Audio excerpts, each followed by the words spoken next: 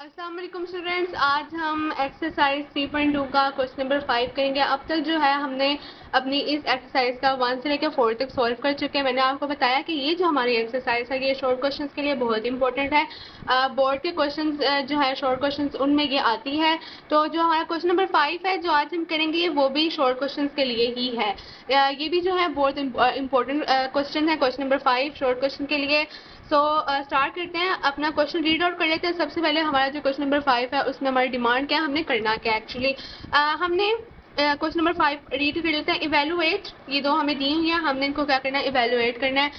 यानी कि इनको मजीद सिंप्लीफाई करके हमने कोई ना कोई वैल्यू सिंपल नंबर में निकाल लेनी है। तो उस सिंपल नंबर में वैल्यू निकालने के लिए जो हमारी जब भी इवेलुएट लिखा हो तो आपके पास अगर इक्वल के बाद कोई साइन ना हो यानी कि कोई अननोन वैल्यू ना हो तो आप उसको लेट करेंगे। क्यों? क्योंकि इवेलुएट करने का ये रूल है कि आपने कोई ना कोई वैल्यू निकालनी है ना, तो उसके लिए आपको कुछ ना कुछ लेट करना पड़ता है। तो हम यहाँ पर क्या करेंगे, जो अपनी वैल्यू ने दी है लोग 1/128 विद बेस 2, इसको हम सबसे पहले x के लेट कर लेंगे। दूसरा जो है उसको भी हम लोग x के इक्वल कर लेंगे या लेट कर लेंगे और वहां से अपना कोई ना कोई एक सिंपल सी वैल्यू निकल आएगी या फिर कोई नंबर निकल आएगा। ठीक है जी स्टूडेंट्स, तो चलते हैं अपने क्वेश्चन की तरफ कि वो किस तरह से है। तो ये हमारा क्वेश्चन नंबर 1 है। पहले हम इसको सॉल्व एक्सरसाइज क्वेश्चन नंबर 5 का पार्ट नंबर 1 है, तो हम इसको सॉल्व करेंगे। तो इसमें मैंने आपसे अभी कहा कि जब भी हम इवेलुएट कर रहे होते हैं तो उसके लिए हमारे पास जो फर्स्ट रिक्वायरमेंट होती है कि हमने उसे किसी ना किसी चीज़ के इक्वल लेट करना होता है। तो हमारा मैथ है उसमें हम लोग x या y के इक्वल ही लेट करते हैं।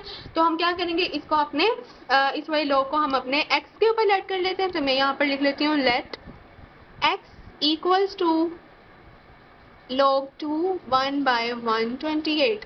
यहाँ पर मैं इसको इस तरह से भी लिख सकती हूँ, और log 2 1/128 इक्वल्स टू x। ठीक है जी। इसको अब सिंप्लीफाई करना हम लोग स्टार्ट कर लेते हैं। इसको मैंने दो तरह लिख लिया, आप बेहतर आप इस तरह लिख लें। ठीक है जी। अब हम लोग ने, मैंने आपको पहले भी बताया, हमने जो क्वेश्चन नंबर 4 किया उसमें भी हमने क्या किया था, जब हमारे पास log से एक्सपोनेंट फॉर्म में है तो हमने क्या किया था, उसकी फैक्टराइजेशन की थी। तो यहाँ पर भी हमारा जो भी कॉम्प्लेक्स में है हम उसकी फैक्टराइजेशन करते हैं। फैक्टराइजेशन करने से पहले हमारा जो log की फॉर्म में था, अब ये देखिए ये किसकी फॉर्म में, log की फॉर्म में, इसको हम क्या कर लेंगे, एक्सपोनेंट की फॉर्म में ले आएंगे। इन्हें अपना log जो है एक तरह से मुकम्मल तौर पे हम खत्म कर देंगे। अब हमारे पास सिर्फ जो बचना चाहिए वो x बचना चाहिए। तो हम सबसे पहले जो अपना log है इसको हम ले आते हैं अपने एक्सपोनेंट की फॉर्म में। तो यहाँ पर हम लिख लेंगे इन एक्सपोनेंट फॉर्म। ठीक है जी। तो अपने इसको एक्सपोनेंट की फॉर्म में लिखेंगे। किस तरह लिखेंगे, सबसे पहले हम लोग क्या लिखते होते हैं, अपनी बेस लिखते हैं। तो यहाँ पर मैंने अपनी बेस लिख दी।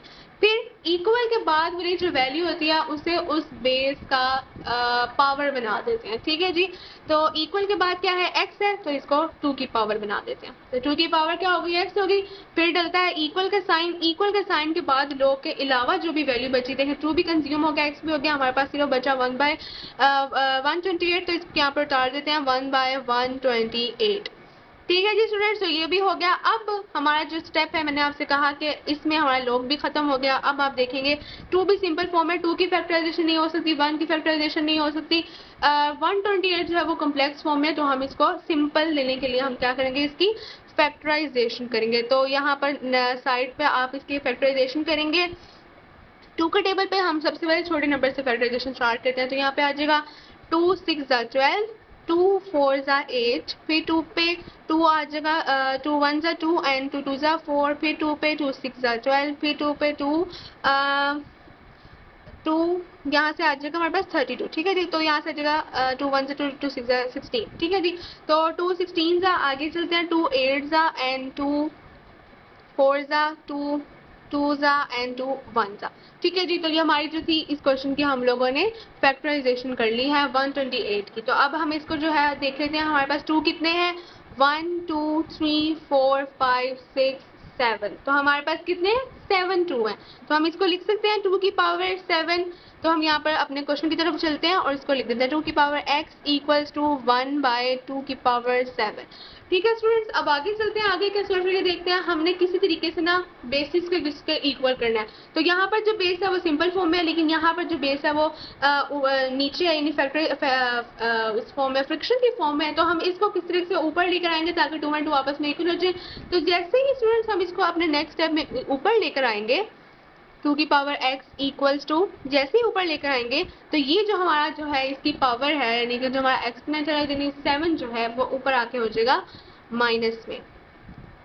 ठीक है जी, ये स्टूडेंट आपने अच्छी ये जो है हमारी मेन बात है, इसको आपने अच्छी तरीके से याद रखना है कि जब भी हम कोई भी वैल्यू जो है नीचे से ऊपर लाते हैं तो उसका जो अगर वो एक्सपोनेंट में है तो उसका जो एक्सपोनेंट का साइन है, उसका साइन नहीं, बेस का साइन नहीं, एक्सपोनेंट का साइन है वो चेंज हो जाता है। यहाँ पर हमारा एक्सपोनेंट 7 था तो वो जैसे ही ऊपर आया वो आ गया माइनस में। अब आप देखें हमारी बेसिस और एक्सपोनेंट जो है उनके दरमियान में साइन किसका डला हुआ है, इक्वल का साइन डला हुआ है, यानी ये दोनों आपस में बिल्कुल इक्वल है। तो आप देखें 2 एंड 2 तो आपस में इक्वल है, तो क्या एक्सपोनेंट्स भी आपस में इक्वल होंगे। नेक्स्ट स्टेप में चलते हैं और एक्सपोनेंट्स को आपस में इक्वल कर देते हैं। x equals to -7। So students यहाँ से हम लोगों ने इसको एवेलुएट कर लिया और हमारे पास x की वैल्यू आ गई। ठीक है, जो x की वैल्यू क्या आएगी हमारे पास यहाँ से -7। जी स्टूडेंट्स, तो ये है अब हमारा इसी वाले पार्ट का क्वेश्चन नंबर 2। इसको भी सॉल्व करके देख लेंगे, वैसे ही है ये भी, लेकिन आपने ज़्यादा परेशान होने की जरूरत नहीं है। इसमें बस उन्होंने इसको स्टेटमेंट की फॉर्म में लिख दिया है, तो इसको स्टेटमेंट से हम लोग एक सिंपल लॉग की फॉर्म में लिखना है। उन्होंने क्या कहा है, लॉग 512 यानी 512 का लॉग है with base two the base, यानी लॉग की बेस क्या है 2√2। ठीक है जी, तो ये हमारा क्वेश्चन बन गया। आगे चलते हैं। आगे मैंने आपसे कहा कि आपको क्वेश्चन में क्या कहा है कि आपने एवेल्युएट करना है, तो एवेल्युएट करने के लिए हम लोग इसको किसी ना किसी नंबर के या वैल्यू के इक्वल करते हैं। तो हम किसको इक्वल कर सकते हैं, एक्स के इक्वल कर लेते हैं। हम यहाँ पर लिखते हैं लेट कर लिया हमने कि log with base 212 of 512 equal है एक्स के। ठीक है, तो आगे चलेंगे और इसको यहाँ पर एक्स को हम लोग फाइंड करते जाएंगे। क्या कर सकते हैं हम लोग, मैंने आपसे कहा कि यहाँ पर जो है ये लॉग की फॉर्म में है। सबसे पहले जो चीज़ है वो हम क्या करते हैं, लॉग को हम लोग चेंज कर लेते हैं कि इसमें एक्सपोनेंट की फॉर्म में। तो हम यहाँ पर लिख लेते हैं इन एक्सपोनेंट फॉर्म, यानी एक्सपोनेंट की फॉर्म में क्या करेंगे, सबसे पहले मैंने आपसे कहा बेस लिखते हैं, तो यहाँ पर हम बेस लिख लेंगे 2√2 की पावर इक्वल के बाद इस पूरे की जो पावर है वो है x, बाद में हम साइन डालते होते हैं इक्वल का, और जो हमारी लॉग के साथ वैल्यू होती है 512 वो लिख लेते होते हैं, वो लिख ली। आगे चलते हैं, अब देख लेते हैं हम क्या कर सकते हैं। मैंने आपसे कहा उसके बाद हम क्या करते हैं, हम लोग फैक्टराइजेशन करते हैं, यानी कि जो हमारे कॉम्प्लेक्स नंबर्स होते हैं ना उनको सिंपल से सिंपल फॉर्म में ला सके, इसलिए हम इनको फैक्टराइज कर लेते होते हैं। तो हम सबसे पहले यहाँ पर क्या है 512 की फैक्टराइजेशन हो सकती है, तो हम आगे चल के इसकी जो है वो फैक्टराइजेशन कर लेते हैं। 512 की फैक्टराइजेशन हमारे 2 के टेबल पर जाएगा, तो यहाँ से आ जाएगा 2 2 ज़ा 4, वहाँ कैरी गया 2 5 ज़ा 10, फिर वहाँ कैरी गया एंड 2 6 ज़ा 12, फिर 2 पे जाएगा 2 1 ज़ा 2 आ जाएगा, फिर 2 2 ज़ा 4 1 कैरी गया एंड 2 8 ज़ा 16, फिर आगे चलते हैं 2 यहाँ से आ जाएगा 2 6 ज़ा 12 एंड 2 4 ज़ा 8, फिर 2 पे जाएगा 2 3 ज़ा एंड 2 2 ज़ा, फिर 2 पे जाएगा 2 1 ज़ा 2, वहाँ कैरी गया एंड आ जाएगा ये बन गया 12, तो 2 6 ज़ा, फिर आगे चलेंगे यहाँ से 2 8 ज़ा आ जाएगा, फिर आगे चलेंगे 2 4 ज़ा, फिर 2 2 ज़ा एंड 2 1 ज़ा। ठीक है जी, तो स्टूडेंट जो यहाँ पर आगे हमारे 2 ज़ा आ गए, तो कितने 2 है हम उन्हें काउंट कर लेंगे 1 2 3 4 5 6 7 8 9, तो हमारे 2 कितने हैं 9 है, तो यहाँ पर इनको नोट डाउन कर लेते हैं। नेक्स्ट स्टेप में यहाँ पर नोट डाउन कर लेते हैं, ये तो हमारा आ जाएगा एज इट इज, और ये हमारा आ जाएगा 2 की पावर 9। ठीक है जी, तो अब आगे चलते हैं। अभी आप देखें यहाँ पर ये वाली और ये वाली बेसिस के आपस में इक्वल है, नहीं इक्वल है, तो हम इनको जो हमारी इस है इसको बेस को चेंजेस लाएंगे ताकि ये आपस में इक्वल हो जाए। तो चेंजेस किस तरह लाएंगे स्टूडेंट्स, आपको पता है कि यहाँ मैं आपको रफ में लिख के दिखा रही हूँ कि देखें जब अंडर रूट होता है तो वो किसके इक्वल होता है, अंडर रूट अगर a का है यानी स्क्वायर रूट, तो वो किसके इक्वल होता है a की पावर 1/2। फिर अगर हो अंडर रूट अगर यहाँ पर 3 हो तो वो किसके इक्वल होता है a की पावर 1/3। फिर अगर यहाँ पर 4 लिखा हो अंडर रूट के बाहर तो वो होता है a की पावर 1/4। तो हम यहाँ पर ये वाली वैल्यू पुट करेंगे यानी a की पावर 1/, अपने क्वेश्चन की तरफ चलते हैं और यहाँ पर पुट कर लेते हैं। आप ये देखिए 2 लिखा हुआ है स्क्वायर रूट की फॉर्म में, तो हम इसको इस तरह लिख सकते हैं 2 डॉट किसको शो करता है मल्टीप्लाई को, तो चलिए मैं यहाँ मल्टीप्लाई ही लिख देती हूँ। ठीक है, 2 मल्टीप्लाई अंडर रूट की फॉर्म को मैं इस तरीके से लिख सकती हूँ 2 की पावर 1/2। ठीक है स्टूडेंट्स, बाहर x वैसे ही है एंड 2 के बाहर n वैसे 9 वैसे ही है। आगे चलते हैं, इसको मजीद सिंप्लीफाई करके देखते हैं। अब ये देखें, इस वाले 2 की जो पावर है वो 1/2 है, इस वाले 2 की पावर जो है वो 1 है, ऐसे ही है स्टूडेंट्स। अब आप देखें इनकी बेसिस सेम है, आपको ये मैथ का रूल पता है, हमने पहले भी सॉल्व किया 3.1 में, और इसको हम लोग अपने पिछले जो है 2 चैप्टर में भी हम इसको कर चुके हैं। ठीक है कि जब पावर सेम होती हैं तो और उनकी बेसिस मल्टीप्लाई हो रही होती हैं, आई मीन कि बेसिस सेम है और बेसिस क्या हो रही है, आपस में मल्टीप्लाई हो रही हैं। ठीक है जी, तो बेसिस जब आपस में मल्टीप्लाई हो रही है तो उनकी पावर प्लस होती है, अगर बेस से आपस में डिवाइड हो रही है तो उनकी पावर माइनस होती है। तो यहाँ पर जो हमारी बेसिस है वो सेम है और आपस में मल्टीप्लाई हो रही है, तो इनकी पावर क्या हो सकती है, प्लस हो सकती है। तो हम बेस 1 लिख देंगे और इनकी पावर को प्लस कर देंगे, 1 + 1/2। x वैसे ही आ जाएगा एंड 2 की पावर 9 वैसे आ जाएगा। स्टूडेंट्स ये वाली बात आपने याद रखनी है, ये हम लोग अपने सेकंड चैप्टर में कर चुके हैं कि जब भी दो बेसिस आपस में मल्टीप्लाई हो रही हो और वो दोनों बिल्कुल सेम हो, यानी 2 and 2, और उनकी कुछ ना कुछ पावर्स हो, तो वो पावर जो है आपस में प्लस कर देते होते हैं, और अगर वो आपस में डिवाइड हो रहे हो और उनकी पावर कुछ ना कुछ हो तो उनकी पावर्स को आपस में माइनस कर देते होते हैं। तो यहाँ पर जो हमारी जो बेसिस है वो आपस में क्या हो रही है, मल्टीप्लाई हो रही है, और उनकी कुछ ना कुछ पावर है तो उनकी जो पावर आपस में क्या हो सकती है, प्लस हो सकती है। तो इसकी पावर को मैंने बेस 1 लिख दी और इनकी पावर्स को मैंने प्लस कर दिया। अब आपको पता है मैथ का रूल के अगर हम लोग प्लस कर रहे हैं तो हम लोग किस तरह करते हैं, यहाँ पे मैं आपको रेफर में करके दिखा रही हूँ कि 1 + 1/2 जो है वो इस तरह से है ना कि 1/1 + 1/2, इसको हम मजीद सिंप्लीफाई करते हैं, नीचे आ जाएगा 2 एंड 1/1 मल्टीप्लाई 2, तो यहाँ से आ जाएगा 2 + 1/2 मल्टीप्लाई 2 और यहाँ से आ जाएगा 1। तो ये हमारे किसके इक्वल है, 3/2 के। ठीक है जी स्टूडेंट्स, तो यहाँ पे हम चलते हैं, इसको हम लोग 3/2 के इक्वल कर देंगे। 2 की पावर आ जाएगी 3/2 एंड बाहर आ जाएगा हमारा x = 2 की पावर 9। अब ये जो x है बाहर, इसका क्या मुराद है कि ये आपस में मल्टीप्लाई हो रहा है अंदर, है ना। तो x जो है ये आपस में से मल्टीप्लाई होगा। ये किस तरह की फॉर्म में लिखा हुआ है स्टूडेंट, इस तरह लिखा हुआ है, आप यहाँ पर देख सकते हैं कि किस तरह लिखा हुआ है, ये लिखा हुआ है 3/2 × x। तो क्या मैं इसको इस तरह लिख सकती हूँ, 3x/2।